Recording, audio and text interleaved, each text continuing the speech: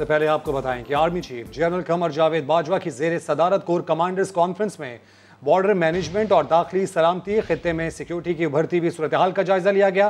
Updates हासिल करेंगे समा के नुमाइंदे उस्मान खान से। उस्मान, बताइए इससे मुताल्लिक क्या तफसील है?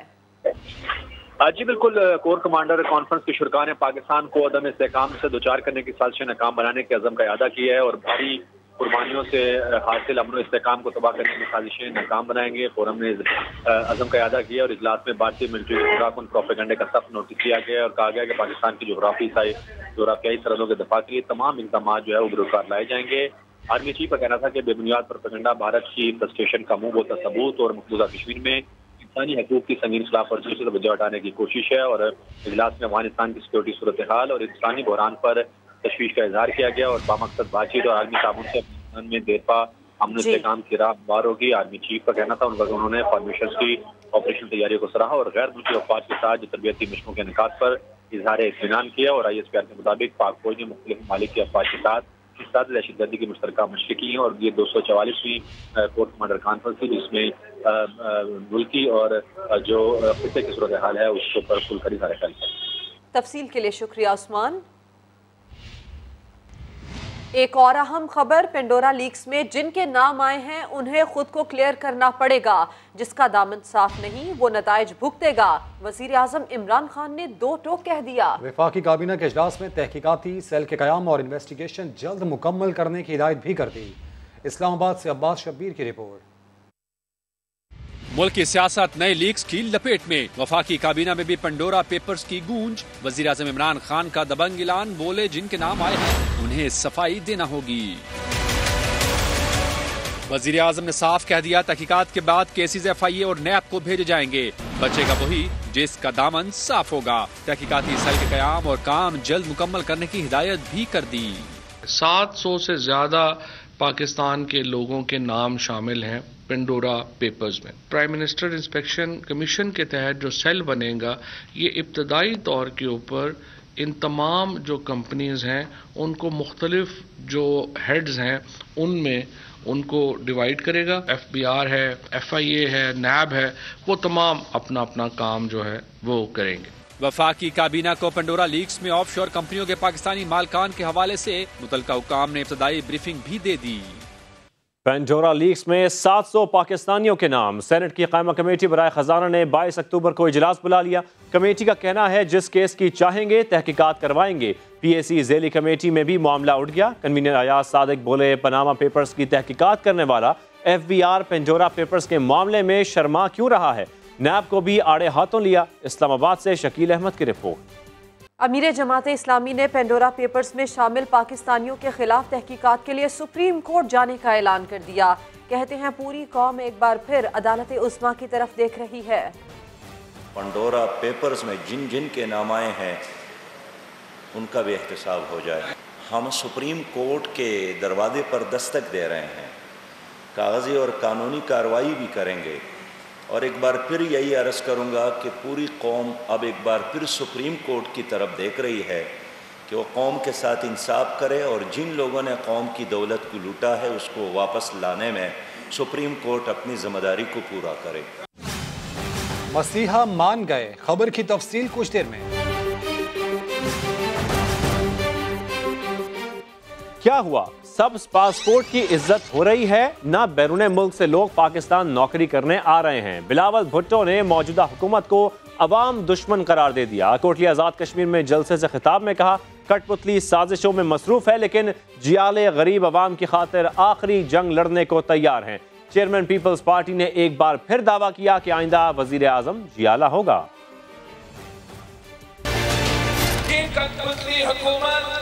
साजिशों में लगी हुई है, उनको ये पता ही नहीं है कि हर जियाला के लिए जेल जाना जरूरी है। वहाँ जियालों का ट्रेनिंग होता है, जहाँ हम सलबों का मुकाबला करते हैं, जहाँ हम आमरों का मुकाबला करते हैं। तुम कठपुतलियों तो कोई चीज ही नहीं होते हैं। हम पूछते हैं खान साहब से कि क्या हुआ आपका दावा का कि ग्रीन पासपोर्ट का इज्जत करवा देगा, कि लोग बाहर से आएंगे पाकिस्तान नौकरी करवाने के लिए। कहाँ गए आपके 1 करोड़ नौकरियां? कहाँ गए आपके 50 लाख कश्मीर के अवाम, ये पाकिस्तान के अवाम आपसे हिसाब लेंगे। पीपल्स पार्टी के चेहरे तैयार है एक आखिरी जंग लड़ने के लिए, इस मुल्क के गरीब अवाम के लिए। आने वाले वक्त जियालो का है, आने वाले वज़ीर आज़म जियाला होगा। अहम खबर दें, वज़ीर आज़म ने नैब ऑर्डिनेंस में तरमीम के मुसव्वदे की मंजूरी दे दी। ऑर्डिनेंस कल जारी होगा। समा बुनियादी खद्दोखाल सामने ले आया। वज़ीर आज़म और अपोजिशन लीडर में इत्तफाक ना हुआ तो मामला पार्लिमानी कमेटी को जाएगा। नए चेयरमैन नैब के लिए जस्टिस जावेद इकबाल के नाम पर भी गौर हो सकेगा। चेयरमैन नैब के तकर्रुर के अमल में पार्लिमानी कमेटी पहली बार शामिल की जा रही है। चेयरमैन नैब को हटाने के लिए सुप्रीम जुडिशल काउंसिल से रुजू करना पड़ेगा। शहबाज शरीफ खुद जो है वो मुल्ज़म है नैब के, और ये शहबाज शरीफ से पूछ के अगला चेयरमैन लगाना ऐसा ही होगा कि हम चोर से पूछें कि आप बताइए आपका तफ्तीशी कौन होगा।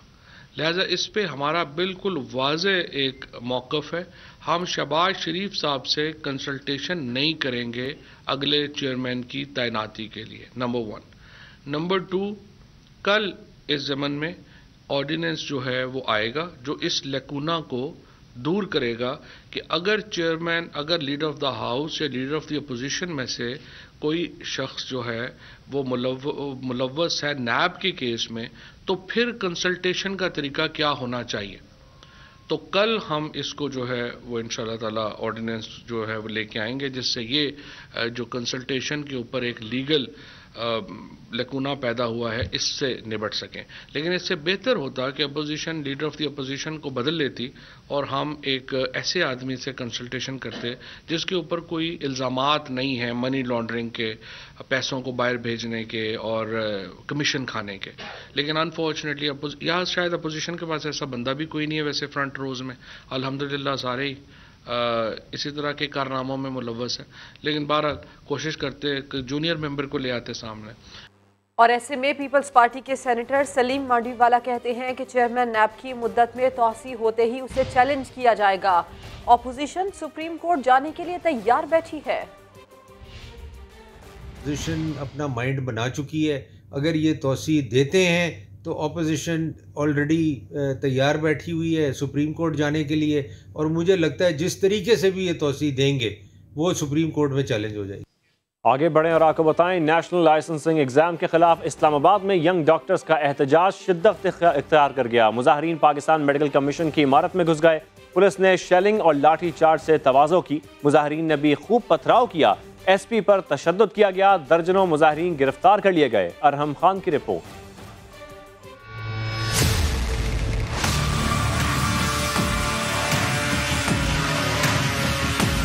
नेशनल लाइसेंसिंग इम्तिहान के खिलाफ पाकिस्तान मेडिकल कमीशन के बाहर यंग डॉक्टर्स का एहतजाज पुलिस के लिए भी इम्तिहान बन गया। PMC की इमारत मैदानी जंग में तब्दील।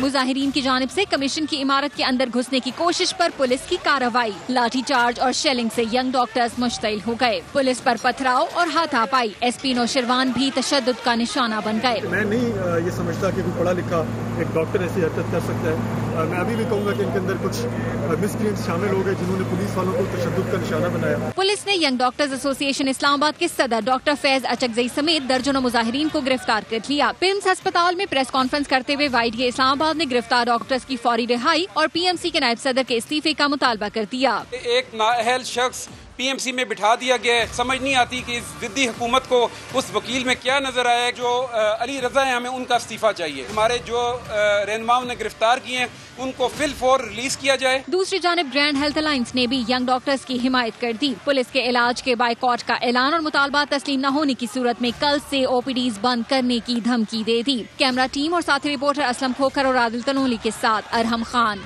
समा, इस्लामाबाद। और इस वक्त भी young doctors Pakistan medical commission के बाहर एहतजाज पर मौजूद हैं। उन्होंने इंतजामिया से मुज़ाकरात पर मशरूत आमादगी जाहिर कर दी है।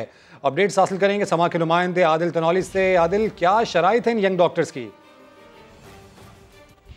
अभी देखें, PMC के बाद यंग डॉक्टर्स की जानिब से जो एहतजाज है अभी भी जारी है। पुरअमन तौर पर यहाँ पर डॉक्टर्स की खासी तादाद जो है वो मौजूद है। ज़िली इंतजामिया के साथ जो मशरूत तौर पर डॉक्टर्स की जानिब से जो है मुज़ाकरात के ऊपर आमादगी ज़ाहिर की है और ये मुतालबा किया गया है कि उनके जो डॉक्टर्स हैं जिनको आज ऑपरेशन के वक्त हिरासत में लिया है उनको फिलफौर रिहा किया जाए। ताहम इंतज़ामिया की जो है वजारत सेहत और आला हुकाम के साथ बातचीत चल रही है। उसके बाद जो डॉक्टर्स हिरासत में लिए गए हैं उनको रिहा कर दिया जाएगा। और दूसरी जानब ज़िले इंतज़ामिया और पुलिस हुकाम की जानब से अब डॉक्टर्स की जो टीम यहाँ पर मौजूद है, जो सरापा एहतजाज है, उनसे बातचीत की गई है, जिस पर डॉक्टर्स ने कहा है कि वो अपना एहतजाज अपने मुतालबात की मंजूरी तक जारी रखेंगे।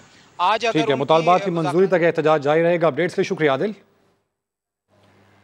वज़ीर इत्तलात फवाद चौधरी ने यंग डॉक्टर्स पर वाज़ेह कर दिया कि मेडिकल के शोबे में रिस्क नहीं लिया जा सकता, नेशनल लाइसेंसिंग का इम्तिहान देना पड़ेगा, इस प्रोफेशन के मयार पर समझौता नहीं कर सकते।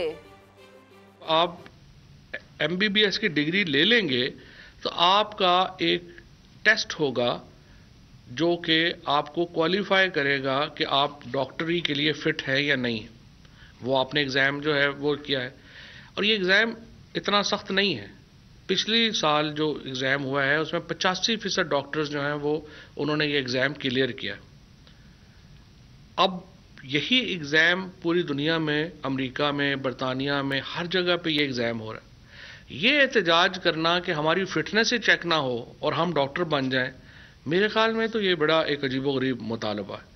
और हमारे यहाँ ये एक रवाज बन गया है कि जहाँ पर भी आप इस्लाहात की बात करें उसके ऊपर कोई ना कोई जो है वो इस तरह के एतराज़ात जो हैं वो आते हैं। लिहाजा इस मामले में हम सेहत के ऊपर कोई रिस्क नहीं ले सकते। फैसलाबाद में निजी बैंक के रीजनल हेडक्वार्टर्स की 9 मंजिला इमारत में आतिशज़दगी का वाक़या। रेस्क्यू अमले ने 2 घंटे ऑपरेशन के बाद आग पर काबू पाया। छत पर फंसे अमले के 11 अफराद को बाहिफाजत निकाल लिया गया। अब्दुल्लाहत की रिपोर्ट। आग के भड़कते शोलों ने देखते ही देखते 3 मंजिलों को लपेट में ले लिया।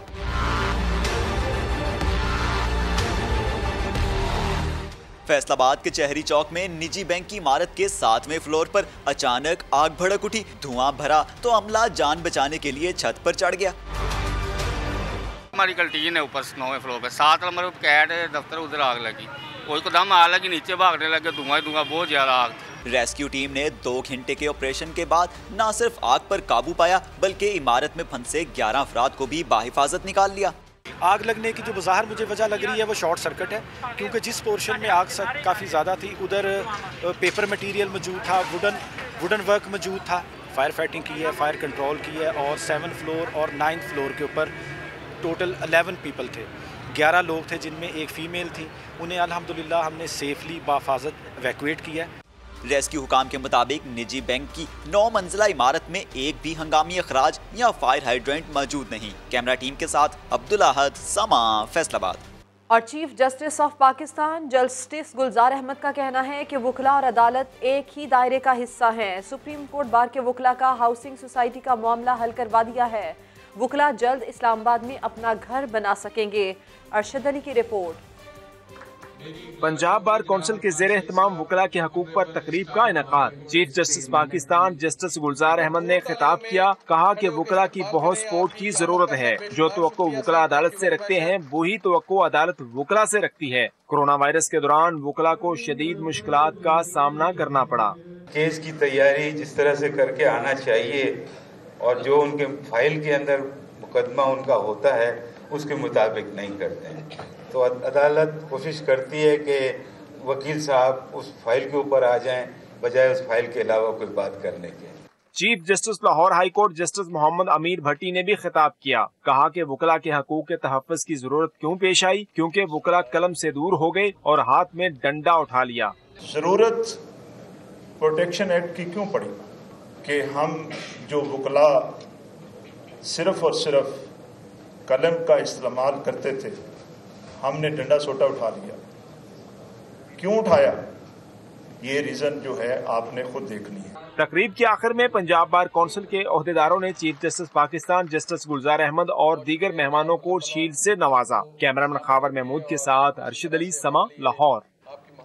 बदतरीन इंतकाम के बावजूद किसी इदारे से लड़ाई नहीं, तमाम सियासी जमातें मिल बैठ कर मुल्क की सिमत का तयन करें। अपोजिशन लीडर हमजा शहबाज ने पेंडोरा पेपर्स की गैर जानिबदार तहकीकात और शफाफ इंतखाबात का मुतालबा कर दिया। हुकूमत पर कड़ी तनकीद करते हुए बोले कि नए पाकिस्तान का ख्वाब चकनाचूर हो गया। पनामा लीक्स आई तो इमरान नियाजी साहब गला फाड़ फाड़ कर कहते थे ये वज़ीर-ए-आज़म जब तक इस्तीफा नहीं देगा तो इंक्वायरी कैसे आगे बढ़ेगी। आपकी काबीना में बैठे हुए लोग, उनका नाम पेंडोरा बॉक्स में आया है। कैसे मुमकिन है रियासत मदीना में कि एक शख्स के लिए कानून कुछ और हो और आपके प्यारों के लिए, आपकी ATMs के लिए कानून कुछ और हो। ऐसे पाकिस्तान आगे नहीं चलेगा। पेंडोरा बॉक्स में शफाफ तहकीक होनी चाहिए और जिन काबीना के लोगों के नाम आए उनको रिजाइन करना चाहिए। आज चौथा साल है, कहाँ गए वो 200 अरब डॉलर जो आने के बाद, कहाँ गया वो 50 लाख घर। आज पार्लियामेंट को ऑर्डिनेंस फैक्ट्री के जरिए साइडलाइन कर दिया गया है। हम किसी इदारे को कमजोर कर कर आगे नहीं बढ़ सकते। मैं आज बरमला कहता हूँ, तमाम तर बदतरीन इंतकाम के बावजूद कि हमारी किसी इदारे से लड़ाई नहीं है। आज भी वक्त है तमाम सियासी जमातें सर जोड़कर बैठे। हुकूमत का खेल खत्म होना चाहिए। मैं मुफाहमत पर यकीन रखता हूँ।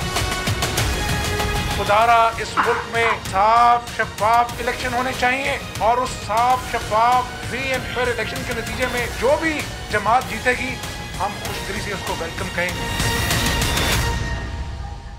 अब आपको ये बताएं कि मुल्तान में मुस्लिम लीग नून की खवातीन ने महंगाई के खिलाफ गधा गाड़ी पर बैठकर एहतजाज किया। जब पेट्रोल की कीमत पूछी तो सर चकरा गया। मुजाहिरीन कीमतों से ही लाइल्म निकली। रिपोर्ट करेंगे राशिद हमीद। पेट्रोल की बढ़ती कीमतों के खिलाफ लीगी खवातीन का गधा रेडी पर अनोखा मार्च।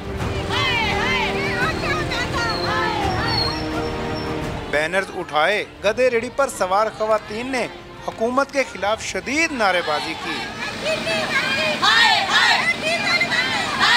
एहतजाज में शरीक लीगी खवातीन पेट्रोल की मौजूदा कीमत से ही नावाकिफ निकली। ये बताएं पेट्रोल कितने रुपए लीटर है? 125 रुपए। पेट्रोल कितना में? पेट्रोल 130 रुपए कर दिया। पेट्रोल कितना? पेट्रोल जितने रुपए भी लीटर है हमारी मतलब कहते हैं बर्दाश्त से, अफोर्ड होने से बाहर है। महंगाई के खिलाफ बन ठन कर आई खवातीन का एहतजाज अपनी जगह, लेकिन कीमतों से लाइल्मी लम्हा फिक्रिया है। कैमरामैन अकमल खोकर के साथ राशिद हमीद, समा, मुल्तान। नए हक़ाइक़ सामने लाने की मोहलत लेकर मरियम नवाज ने इस्लामाबाद हाई कोर्ट में नई दरख्वास्त दायर कर दी। दरख्वास्त साबिक जज शौकत अजीज सिद्दीकी की पुरानी तकरीर और अरशद मलिक की पुरानी वीडियो पर मुश्तमिल है। रजिस्ट्रार ऑफिस ने दरख्वास्त पर एतराज़ात आयद कर दिए। तफसीलात सोहेल रशीद की रिपोर्ट में। एवन फील्ड रेफरेंस में नए हकाइक सामने लाने की दावेदार मरियम नवाज ने बरियत की नई दरखास्त दायर कर दी, मगर नए हकाइक के नाम पर साबिक जज शौकत अजीज सिद्दीकी की पुरानी तकरीर और मरहूम जज अरशद मलिक की वीडियो को ही बुनियाद बनाया। दरखास्त में मौकफ इख्तियार किया गया कि शौकत अजीज सिद्दीकी के मुताबिक चीफ जस्टिस से राब्ता किया गया कि हमने इलेक्शन तक नवाज शरीफ और उसकी बेटी को बाहर नहीं आने देना। इस तकरीर से रेफरेंस की सारी कार्रवाई मशकूक हो गई है। रेफरेंस फाइल करने के अहकामात भी दबाव का नतीजा हो सकते हैं। दरखास्त के मुताबिक सुप्रीम कोर्ट ने इस केस में तफ्तीश को सुपरवाइज किया। प्रोसिक्यूशन की भी मॉनिटरिंग समेत पूरी तरह केस को कंट्रोल किया। आइन में सुप्रीम कोर्ट का किरदार न तफ्तीशकार का है न ही प्रोसिक्यूटर का। अरशद मलिक की वीडियो भी शरीफ फैमिली के खिलाफ मुकदमात पर असर अंदाज होने का सबूत है। एहतसाब अदालत के जज के नोटिस में ये हकायक क्यों न आए, वजह उन्हें ही मालूम होगी। दरखास्त में इस्तदा की गई है कि एहतसाब अदालत के फैसले को कलअदम करार देकर उन्हें तमाम इल्जामात से बरी किया जाए। रजिस्ट्रार ऑफिस ने मरकजी अपील वाली बरियत की इस्तदा ही दोहराने पर एतराज आयद कर दिया। एतराजात समेत दरखास्त पर समाअत जुमेरात को होगी। सोहेल रशीद, समा, इस्लामाबाद। 7 घंटों में 7 अरब डॉलर्स का नुकसान। इस्लामाबाद हाई कोर्ट ने भारत को कुलभूषण के लिए वकील फराहम करने का एक और मौका दे दिया। चीफ जस्टिस अतहर मिनुल्लाह ने रिमार्क्स दिए कि इस केस में कुलभूषण की जिंदगी का सवाल है। अदालत ने भारत को हर ऑप्शन दिया। भारत अब भी आगे बढ़े। केस में अगर कोई खदशात है तो बता दे। भारत ने बहरे हिंद में एंटी बैलिस्टिक मिसाइल सिस्टम लगा दिया। पाकिस्तान ने दुनिया को खतरे से आगाह कर दिया। अक़वाम मुत्तहिदा में पाकिस्तानी मंदूब मुनीर अकरम का कहना है कि अगर जारहियत की गई तो पाकिस्तान भरपूर दिफा करेगा। खित्ते में अमन व इस्तेहकाम को लाहक खतरात से भी आगाह किया।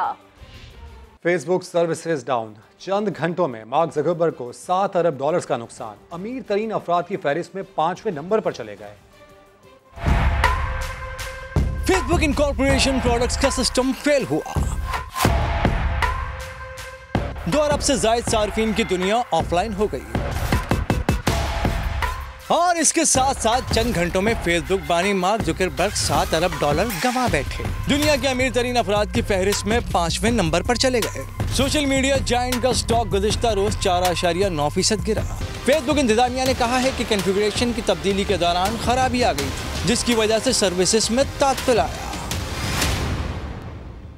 मारूफ अदाकार उमर शरीफ का जस्दे खाकी कल सुबह कराची लाया जाएगा। उमर शरीफ पार्क में उनकी नमाज जनाजा की तैयारियां की जा रही हैं। मज़ीद जान लेते हैं समा के नुमाइंदे रेहान अहमद से। रेहान, तैयारियों से मुताल्लिक आगाह कीजिएगा। जी हाँ, मैं इस वक्त मौजूद हूँ क्लिफ्टन के इलाके में वाक़ उमर शरीफ पार्क के मरकज़ी दरवाजे के बिल्कुल सामने। इस पार्क की ओपनिंग जो है 10 अक्टूबर 2012 को हुई थी। उस वक्त के गवर्नर थे इशरतुल इबाद, गवर्नर सिंध, उनके हाथों हुई थी ये, और कल 6 अक्टूबर 2021 का दिन है। इत्तेफाक की बात यह है कि 2012 में जिस दिन इस पार्क की ओपनिंग हुई थी उस दिन भी बुध का दिन था, और कल जब उमर शरीफ साहब की नमाज जनाजा यहाँ पे होगी तो कल भी बुध का दिन है। इस वक्त यहाँ पे तैयारियाँ चल रही हैं कल के दिन के हवाले से। नमाज जनाजा के लिए जो इज्तिमा यहाँ पे आएगा, उमर शरीफ साहब के मद्दा, उनके चाहने वाले, उनसे प्यार करने वाले जो यहाँ पे आएंगे, उनके लिए यहाँ पे सफाई हो रही है और दीगर इंतजाम जो हैं उन्हें आखिरी शक्ल दी जा रही है। रेहान हमें अपडेट कर रहे थे। उमर शरीफ की तीसरी अहलिया ज़रीन गज़ल आखिरी वक्त तक शौहर के साथ रहीं। इंतकाल से चंद माह पहले उमर शरीफ ने ज़रीन गज़ल के खिलाफ सिंध हाई कोर्ट में दरख्वास्त दायर की थी। फ्लैट की मिल्कियत से मुताल्लिक केस कितना मजबूत है और अब तक इसमें क्या कार्रवाई हुई, बता रहे हैं इरफान उल हक अपनी इस रिपोर्ट में। लीजेंड उमर शरीफ ने अपने इंतकाल से 3 माह कबल सिंध हाई कोर्ट में अपनी प्रॉपर्टी से मुतल्लिक एक केस दायर किया था, जिसमें ये कहा गया था कि उनकी अहलिया ज़रीन गज़ल ने एक गिफ्ट डीड पर उनसे ज़बरदस्ती या धोखे से साइन करवाया है। अब इस केस का मुस्तकबिल क्या होगा और केस अब किस स्टेज पर है, आइए जायज़ा लेते हैं।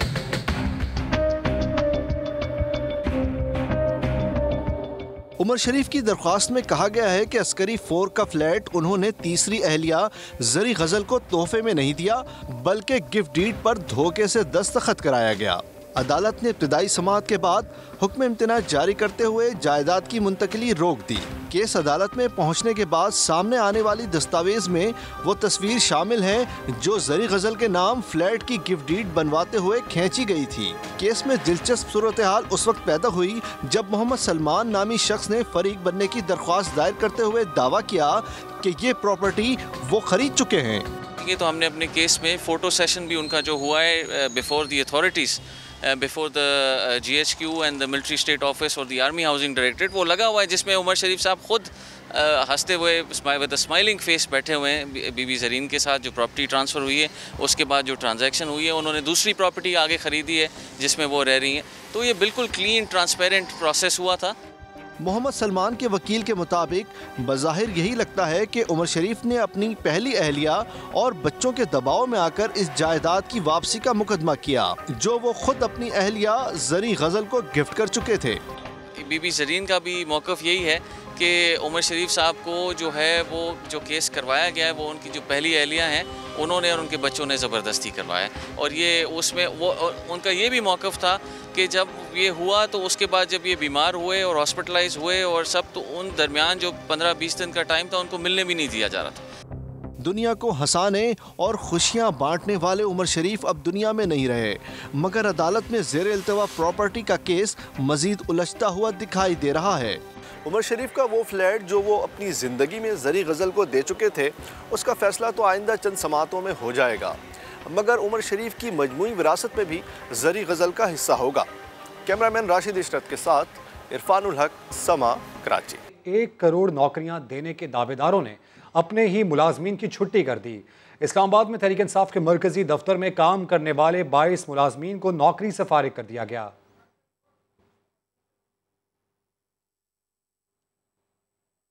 आपको बताएं कि 1 करोड़ नौकरियां देने के दावेदारों ने अपने ही मुलाजमीन की छुट्टी कर दी। इस हवाले से जारी मरासले में एडमिनिस्ट्रेटर जाहिद काज़मी ने कहा है कि पार्टी क़यादत ने मरकजी दफ्तर के खर्चे कम करने की हिदायत की है। 1 अक्टूबर से आपकी खिदमत दरकार नहीं। दूसरी तरफ नौकरियों से बर्खास्त किए गए मुलाजमीन ने तहरीक इंसाफ की क़यादत के खिलाफ एहतजाज का ऐलान कर दिया है। कार्टेल्स और कारोबारी माफियाज ने मुसाबकती कमीशन को गैर मौसर बना दिया। 68 अरब रुपए के जुर्माने किए लेकिन वसूली ना होने के बराबर रही। बात करेंगे शकील अहमद से। शकील, इस मामले से आगाह कीजिए।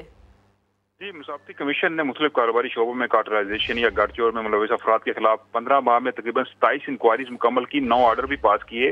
और अगर पिछले 14 साल का जिक्र करें तो 887 अफराद को शो काज नोटिस जारी किए गए, 143 ऑर्डर पास हुए और तकरीबन 68 अरब रुपए का जुर्माना किया गया। लेकिन सिर्फ 3 करोड़ 30 लाख रुपए ही वसूल हुए और ये कम वसूली की बड़ी वजह स्टे ऑर्डर्स हैं या मुकदमात हैं। चेयरपर्सन जो हैं मुसाफती कमीशन की राहत कोनैन, उनसे हमारी बात हुई। उन्होंने मुतालबा किया कि हुकूमत मुसाफती कमीशन का मुकदमात जो है इस हवाले से उनको निपटाने के लिए स्पेशल बेंच तश्कील दे और मुसाफती कमीशन की जो एपलेट ट्रिब्यूनल हैं वो गैर मुकम्मल हैं। 2 अफराद मेंबरान का तयन होना है, उनकी तकर्री भी जल्द की जाए क्योंकि 44 अरब रुपए शुगर सेक्टर के जिम्मे हैं, टेलीकॉम सेक्टर के जिम्मे 11 अरब 57 करोड़ हैं, सीमेंट सेक्टर भी है, इसके अलावा पोल्ट्री, घी, ऑटोमोबाइल, रियल एस्टेट, बैंकिंग और फाइनेंस सेक्टर जो है, स्टील, फार्मा, इन तमाम सेक्टर्स के जिम्मे वाजिबात हैं जो कि पेनल्टी इनको आयद की गई थी, लेकिन जुर्माना ये अदा नहीं कर रहे ये लोग। अब स्पेशल जो बेंच है वो तश्कील देने का मुतालबा किया है ताकि जो 68 अरब रुपए की पेनल्टीज हैं वो वसूल की जा सके। जी, आगाह करने के लिए आपका शुक्रिया शकील अहमद। फोन पर जालसाजी, धोखाधड़ी और फ्रॉड करने वाले अब बच नहीं पाएंगे।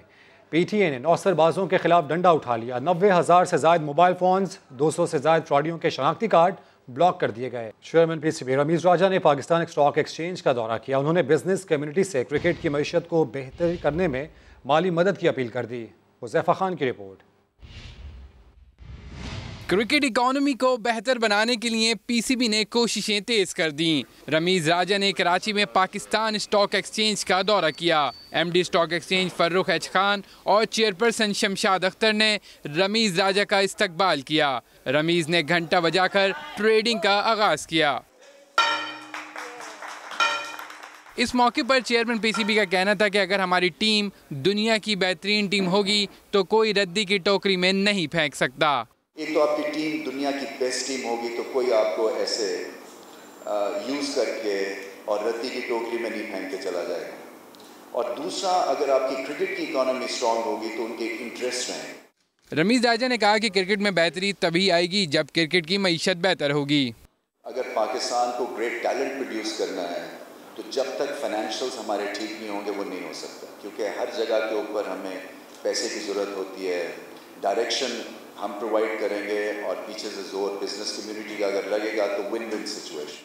तकरीब में कराची के मारूफ बिजनेसमैनों ने भी शिरकत की। कैमरामैन कामरानुद्दीन के साथ हुज़ैफा खान, समा, कराची। T20 वर्ल्ड कप में शिरकत के लिए कौमी स्क्वाड 15 अक्टूबर को लाहौर से बजरिया चार्टर्ड फ्लाइट UAE रवाना होगा। बाप बैट्समैन तो बेटा बॉलर। सरफराज के बेटे अब्दुल्ला की बॉलिंग की धूम मच गई। होटल लॉबी में बासित अली को बॉलिंग कराई। नन्ना अब्दुल्ला फास्ट बॉलर मोहम्मद आमिर की तरह बनना चाहता है। क्या बनेंगे बताएं?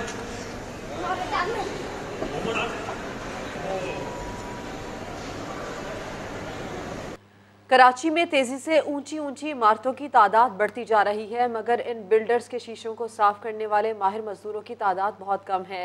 ये काम खतरनाक जरूर है मगर आमदनी भी बहुत ज्यादा है। साथ साबरी की रिपोर्ट।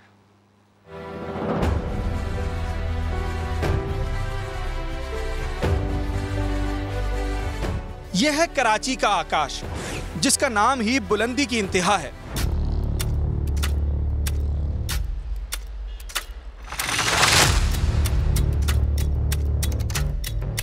शहर की बुलंदो बाला इमारतें इसी के दम से चमकती हैं।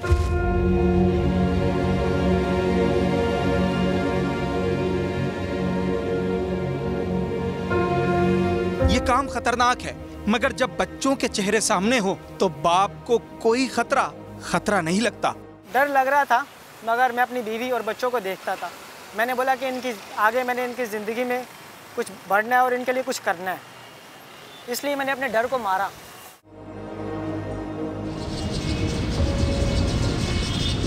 आकाश सैकड़ों फीट बुलंदी पर लटकने के लिए निकल तो जाता है, मगर वापस लौटते तक घर वालों की जान आकाश में ही अटकी रहती है। वो मेरे लिए दुआ करते हैं, अल्लाह से फरियाद करते हैं कि मेरा बेटा और मेरा शोहर और मेरे जो बेटी हैं वो भी मेरे लिए दुआ करती है कि हमारा पापा सही सलामत घर पे आए। आकाश को कहीं 20-25 मंजिला और कहीं कहीं उससे भी बुलंदोबाला इमारतों के शीशे साफ करना पड़ते हैं।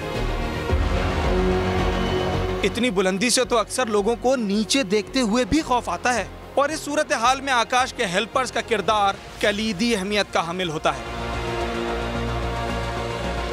मैं समझ गया।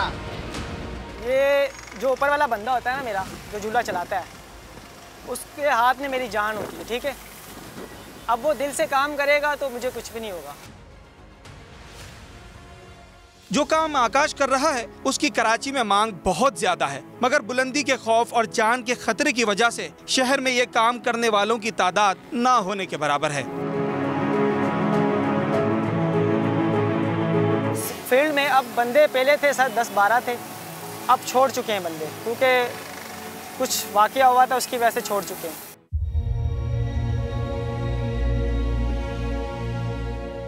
जमीन से आकाश को काम करता हुआ देखने वालों में से शायद ही ये पेशा अख्तियार करने का कोई सोचता हो, लेकिन अगर उन लोगों को आकाश की आमदनी पता चल जाए तो वो भी ये काम शुरू करने पर गौर करना शुरू कर दें, क्योंकि कराची में ये काम करने वाले हजारों नहीं लाखों में कमाते हैं।